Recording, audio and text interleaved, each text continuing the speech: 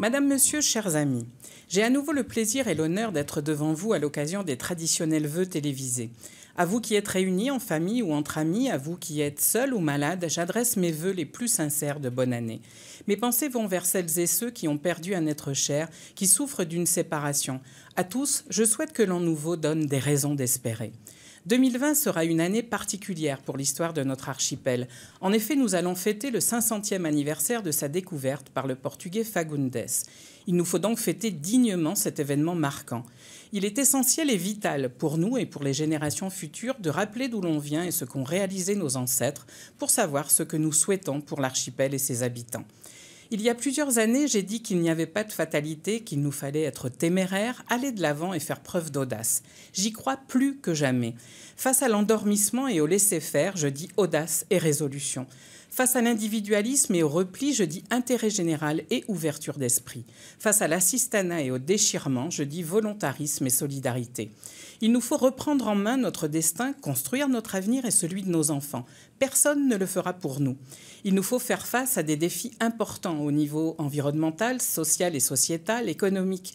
Il faut s'unir quand il s'agit de l'essentiel et c'est le moment ou jamais. Saint-Pierre et Miquelon. Il faut penser archipel, il faut penser territoire, il faut penser projet de territoire basé sur un avenir commun dans lequel chacun trouve sa place. Pour les communes, le mandat s'achève en mars prochain. Une fois de plus, cette mandature n'aura pas été simple, mais ce n'est pas ici ce soir que j'en dresserai le bilan. Toutefois, j'attire l'attention des habitants de l'archipel tout entier. Les communes ne sauraient être uniquement les réceptacles de ce dont les autres ne veulent pas s'occuper. Il n'y a pas les décideurs d'un côté et les exécutants de l'autre. Dans le millefeuille institutionnel qui est celui de l'archipel, et alors même que l'État, la collectivité territoriale et les communes devraient vivre en harmonie, une poule aurait bien du mal à retrouver ses poussins.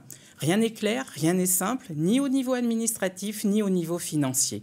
Un véritable chantier devra s'ouvrir dans un futur proche. C'est pour le moins ce que j'espère que nous ferons, ensemble et en cohérence.